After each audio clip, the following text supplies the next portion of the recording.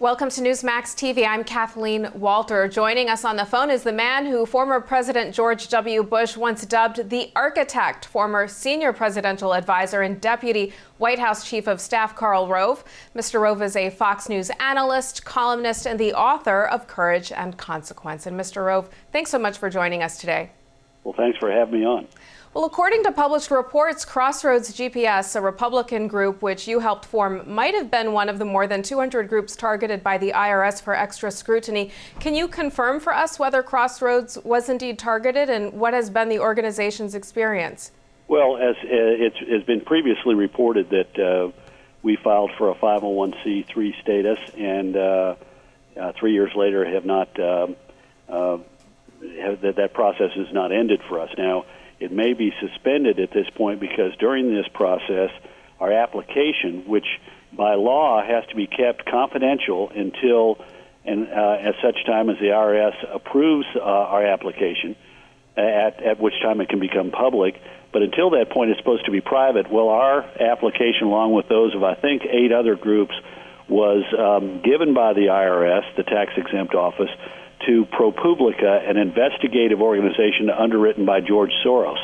Now, this violated the law, and shortly thereafter, we were told by the IRS that an investigation into the leaking of these documents was underway, and that seemed to call for, put our application in suspension for a while. But yes, we are one of the groups that's been previously reported that applied for 501c4 status and has not yet had its application approved. Now, we frankly aren't surprised because remember, President Obama was talking specifically about Crossroads in 2010, and in fact made a speech at Bowie, Maryland, which was a thinly veiled reference to us, in which he called groups like ours, quote, a threat to democracy. So, not surprised that the administration or that the IRS was doing something about us. True the Vote, which was also targeted by the IRS, filed suit against the agency yesterday. Do you think a class action suit of some sort of all these targeted groups might be wise? Well, I'm going to leave that up to the lawyers to figure out. I don't know if there's been any discussions between Crossroads GPS Council and the other groups that have been affected, but I'll leave it up to the lawyers to decide whether or not it's worth filing a lawsuit. The New York Times, in the lead editorial today, slammed the Obama administration for targeting Fox News reporter James Rosen. The Times said the confiscation of his email records, phone records, and other records, and the naming of him as a criminal co-conspirator simply by doing his job as a member of the press demonstrates that the Obama administration has no respect for the press. How serious do you think this targeting of Fox News is? I think very serious because, look, I'm sympathetic to wanting to discover the leak of confidential or classified government information. But heretofore, at least in the last several decades, when those kind of things happened, the focus of whatever administration was in office was on the leaker, not the journalist who received the information. Mm-hmm. And in this instance, the focus was on depicting James Rosen as a criminal for having received information from somebody inside the government. And that ought to chill anybody who believes in a free press. And I think that they picked James Rosen out and tried to make an example of him. I mean, these are extraordinary steps. I mean, his emails, his parents, his phone records, his phone. I mean, it just really extraordinary. And I think it was deliberate. I think they said, we want to make an example of a reporter, and it just really makes us happy that it's a Fox News reporter. Mm-hmm. And do you also see a turning here of the liberal media establishment against President Obama?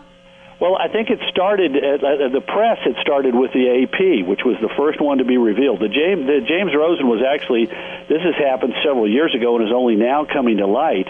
The more recent one was the Associated Press, where it was revealed that the AP had phone records, 2 months worth of phone records secretly obtained by the government for lines used by 100 AP editors and writers. And I mean, that's really extraordinary. And again, there are very firm Justice Department guidelines that say that this has to be done only in the most extreme of circumstances, and then only with the approval of the Attorney General, or in the case of an Attorney General recusing himself, as Holder did on the AP, the deputy. But we have no evidence that Holder went before Congress and in response to a question from Hank Johnson basically said, I've never had anything to do with anything like this. I think this is an unwise policy. We shouldn't be going after the journalists. Well, the Rosen incident happened on his watch. So the question is, did he approve it, or did he recuse himself in that instance as well? And if so, who took these extraordinary steps? Karl, in addition to the scandals we just talked about, the president has also been criticized for Benghazi, Fast and Furious, failed stimulus money awarded to campaign donors, trying to bypass Congress by appointing czars, not enforcing the Defense of Marriage law, his new contraception mandate. Do you see here a pattern of abuse of power in this administration? And what, in your mind, is the biggest abuse of power involving the president himself? Well, I do see an arrogance, a belief that the rules somehow don't apply to him, that the norms that other presidents have abided by should not be respected, and that he is free to do something that he would criticize in others. Does anybody believe that if, in the aftermath of National Security Agency electronic intercept programs being unveiled by the New York Times, do you believe that if the Bush administration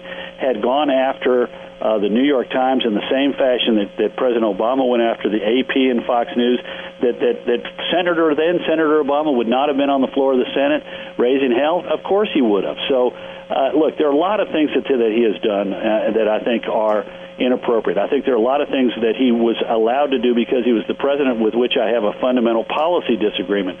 But to me, one of the most troubling ones is Benghazi, because this involves the president himself. He is the commander-in-chief. And at 4:08 p.m. on the afternoon of September 11th in Washington, our government received word that attack was underway on our diplomatic facility in Benghazi. At 5 o'clock, the president was told about this by the Secretary of Defense and the chairman of the Joint Chiefs, who were in the Oval Office for a half-hour meeting on another subject. The president ordered them to deploy whatever forces were necessary. They later testified that was the last contact they had with the president that night, and we now know no forces were deployed. The president didn't say, I'm going to pick up the phone and call the president of Libya and say, our facility is under attack. You have an international responsibility to protect our people. What are you doing? He talks to him for the first time ever the next morning to say, thank you for returning the body of our dead ambassador. This is unacceptable. Where was the president? What was he doing? Who concocted this lie that was told to the American people the following Sunday, that the attack in Benghazi was the spontaneous reaction to an anti-Muslim video? Susan Rice went on television and told that on 5 television shows. We know that it's a total, complete fabrication, a lie, and we still don't know who is the person who authored that and told her to go say that. I think it's somebody sitting in the West Wing of the White House, and I think their motivation was to protect the president against criticism that the war on terror was not over and that this was a terrorist attack. Karl, so far the president seems somewhat insulated from these scandals, and polls don't yet show a real drop in his approval ratings. How far do you see all of these scandals impacting him directly? And do you think Congress and their hearings will discover the president was more involved than he and the White House has claimed? Well, look, first of all, I'm not surprised that it hasn't begun to impact his job approval just yet. Look, we're living in a sped-up media world. This stuff is only starting to seep in midweek and towards the end of last week. Polls were still indicating that it was just over half of Americans were paying attention to these things. It will take a while for these things to sort of sink in. We do know this. There's a Fox News poll out today, Wednesday, showing that 60% of people believe the administration is trying to cover up on Benghazi, and 74% believe that it was inappropriate to target conservative groups, and that nearly 60% of the people believe the administration is covering up on that one as well. Mm-hmm. So these things will be corrosive. They'll eat away at the president's ratings. We'll see it over time, and particularly as Congress asks more questions in the weeks ahead. Mm-hmm. How far will it go? I don't know, but I do know this. We do know that it was the administration's spokesman. You don't send out Susan Rice to go on, the U.S. ambassador to the UN, to go on 5 Sunday morning talk programs unless somebody in the West Wing has said, let's send her out, and somebody in the West Wing has said, this is what she needs to say. Or has said, okay, that's an interesting idea, State Department or Susan Rice. You ought to go ahead and say that. In other words, the West Wing was complicit in the Benghazi lie. And look, I believe that ultimately the president is responsible for setting the tone. Mm-hmm. When you have the chairman of the Senate Finance Committee sending a letter to the IRS in September of 2010 saying investigate these groups, and the President of the United States is calling those groups a threat to democracy. That's setting a tone. And when you have Chuck Schumer sending a letter in March of 2012 lambasting 501c4 conservative groups, then that contributes to the tone. And ultimately, the President and the partisan Democrats who went after these groups are going to have to be held responsible for their contribution to this scandal. Let's switch gears real quickly and look toward 2014 and 2016. After a Republican autopsy prompted by the drubbing of 2012, can the Republicans win back the Senate? And it's still very early, but are there any Senate races that you'll be watching closely? Well, I think the Republicans can win back the Senate in 2014. It's going to be a steep hill to climb. It requires 6 seats, but that's what we won in 2010. There are 7 Democrats up next year in states that were carried by Mitt Romney, 6 of them in states where Romney received 10 points or more, and already 3 of those Democrats have given up their seats. So of those 6 seats, 3 of them are open, 3 of them have incumbents. The 4th seat, which Romney won, but won by 2%, is against an incumbent. And in addition, there are at least 2 seats up in states that are going to be competitive, highly competitive. Mm-hmm. So do I think we can win? Yes. Do I think it's likely? I think it's an uphill climb, but it is a doable thing. I'm feeling good about West Virginia and South Dakota. We need to have a good candidate in Alaska. We need to recruit a good candidate in Montana. We've got some terrific possibilities in Louisiana with Dr. Cassidy, a congressman, a doctor who's running, and in Arkansas with Congressman Tom Cotton if he decides to toss his hat in the ring. But we got a long way to go, and it's really going to be important to get good candidates who can run strong campaigns and not squander opportunities like we did in 2012. I'd like to get your quick take on some of the Republicans whose names have been mentioned as presidential prospects in 2016. Can you give us a one-sentence take on their prospects, beginning with former Florida Governor Jeb Bush?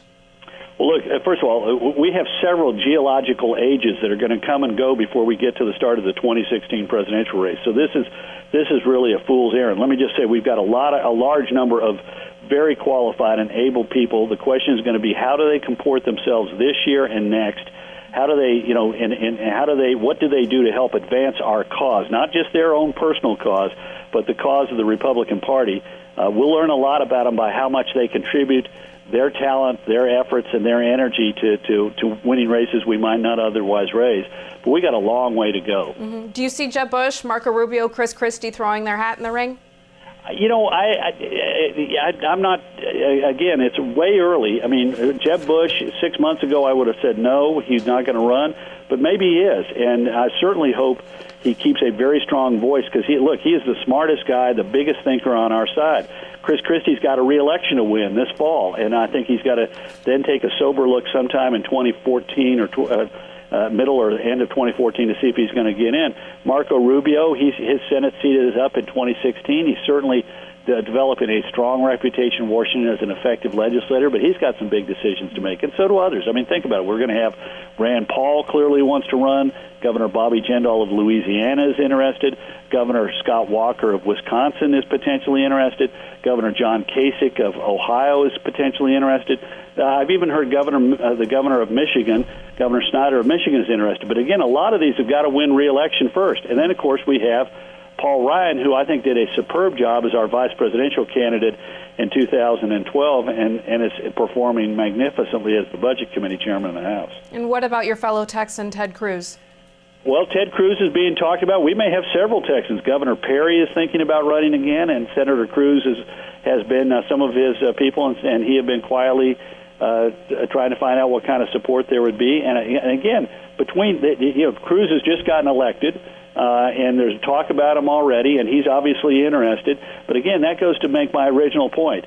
We've got several geological ages to come and go before we get to the point that we're at the starting line. Last question for you, Karl. The Democratic nomination is said to be Hillary Clinton's if she wants it. Do you really see Hillary winning the nomination in 2016? And will things like these scandals in Benghazi hurt her? Yeah, well, first of all, I'm one of the minority my head says she runs, my gut says she doesn't. I mean, I'm not certain we know all the facts about her, about the health issues, and there's just something about the way she comports herself that causes me to think this is not a done deal. If she runs, she's going to be a serious contender. Is she a lock on the nomination? Well, that's what they said in 2007, and we know how that turned out for her. And yes, Benghazi and her performance and the general performance of the Obama administration, both here and abroad, is going to have a big impact on her chances if she does decide to run. If she runs like she ran last time around, if she runs anywhere vaguely like she did last time around, she won't be the Democratic nominee. All right, we'll leave it there. Karl Rove, thanks for joining us today. You bet. Thanks for having me. Absolutely. And thank you for watching Newsmax TV.